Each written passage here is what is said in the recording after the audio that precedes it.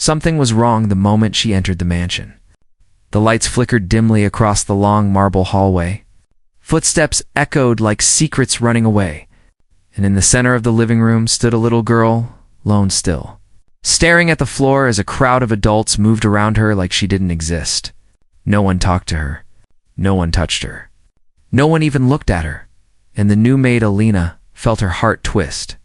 Why was everyone ignoring the CEO's only daughter? Why did the air feel heavy with something unspoken?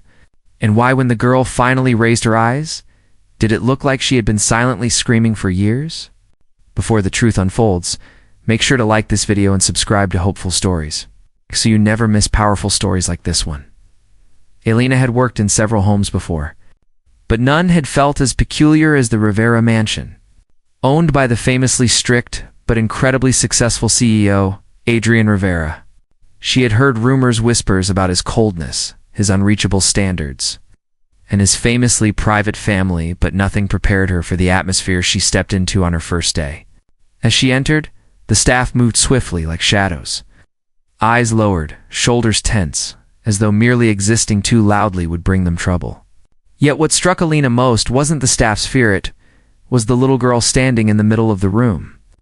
Motionless, a forgotten statue in a house too large for her loneliness. The child's dark curls fell messily around her face, and her small hands twisted the hem of her dress anxiously. When the nanny passed by her, the girl stepped aside, trying to avoid bumping into her, but the nanny didn't offer even a glance, not a smile, not a word, nothing.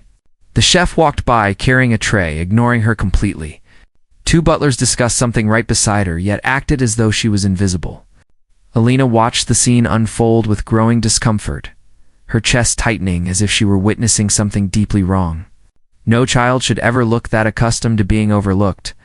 When Alina approached her supervisor, "Mrs. Dalton," she asked softly, "who's that little girl?"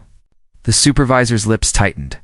"That," she said curtly, "is Miss Aria, Mr. Rivera's daughter. She's different.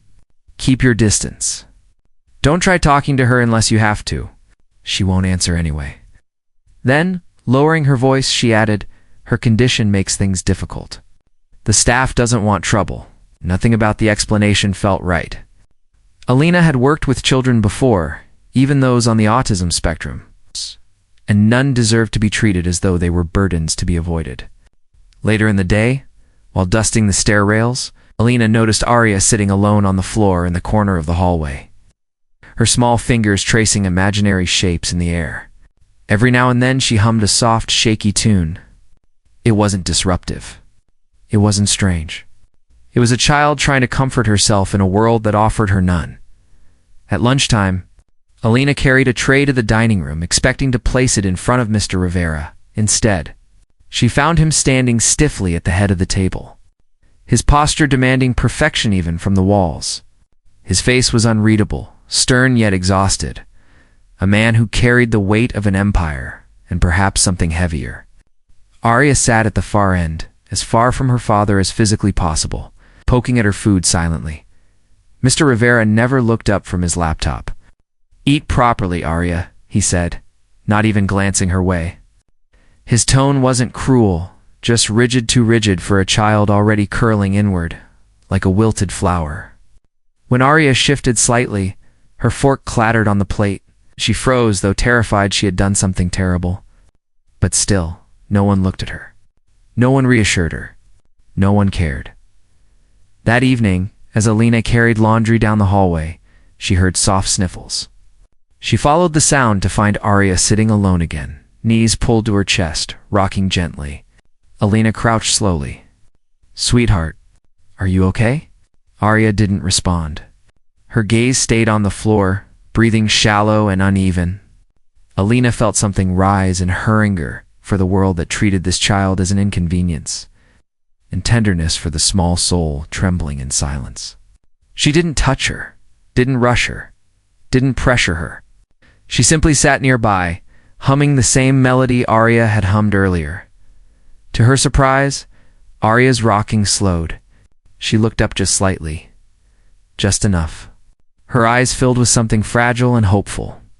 And then, in the softest, trembling whisper, she asked, "Dance, with me. Elena's heart broke and bloomed all at once. The child everyone ignored had just reached out to her. The words "dance with me" echoed in Elena's chest, like a fragile bell. She hadn't expected the child to speak at all, let alone to her. Arya rose slowly, lifting her little hand halfway. Hesitant, as though afraid Elena would reject her the same way everyone else did. But Elena didn't hesitate. She stood gently, offering her hand with a warm smile. "I'd love to," she whispered. The hallway was quiet, the mansion dim, but in that moment it became a stage of soft light and healing. Arya reached for Elena's hand cautiously, her tiny fingers trembling as though afraid the moment would shatter. When their hands touched, Arya let out a shaky breath, a sound so delicate that Elena felt her eyes sting. And then, with slow steps, Elena began to sway, guiding the girl in a simple, gentle rhythm. Arya followed, stiff at first, then loosening, her eyes lifting, the faintest smile beginning to bloom. It wasn't a dance most people would notice, but to Arya, it was everything, a moment of connection she had been starved of. Of course, the tranquility didn't last. The sound of quick, heavy footsteps echoed down the hall. Elena froze. Arya's smile vanished instantly as she stiffened. Mr. Rivera stood at the end of the corridor, his face carved in shock and disapproval. "What is going on?" he demanded, not angrily, but bewildered, as though witnessing something he believed impossible. The staff behind him whispered nervously, ducking their heads. Arya stepped back, shrinking into herself, her small hands trembling as though awaiting punishment. Elena instinctively stepped in front of her, not blocking her father, but silently defending her right to exist, to feel, to be seen. "Sir, she asked me to dance," Elena said quietly. A strange silence filled the hallway.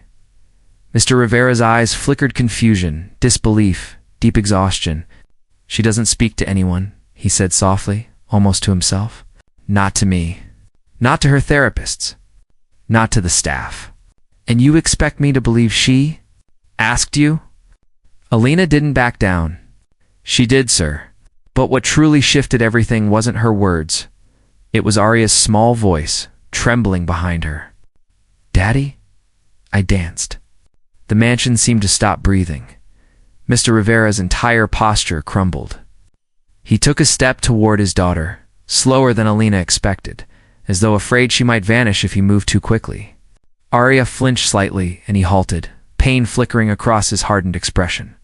"Arya," he said softly, "may I see?" Arya peeked out from behind Elena, eyes wide, uncertain. But Elena slowly stepped aside, giving father and daughter space while staying close enough to reassure the child. Arya lifted her hands, mimicking the sway Elena had taught her. Her movements were small, unsteady, but filled with hope.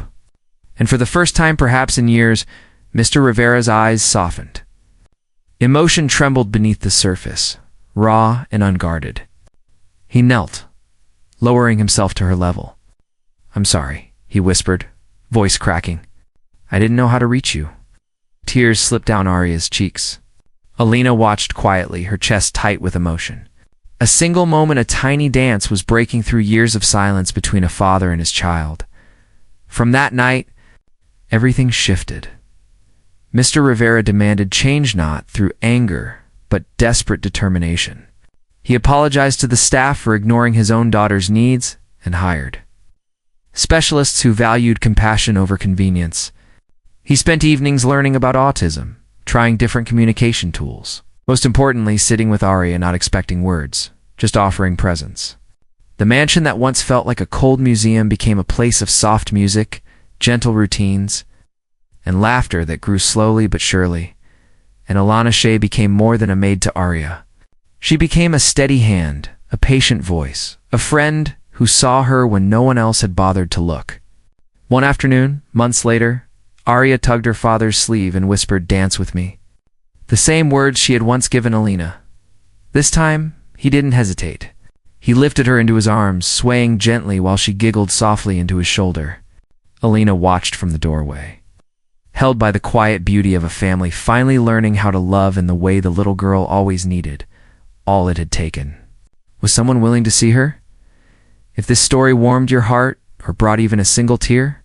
Please like this video and subscribe to Hopeful Stories for more powerful, real-life inspired stories that remind us of kindness, empathy, and hope.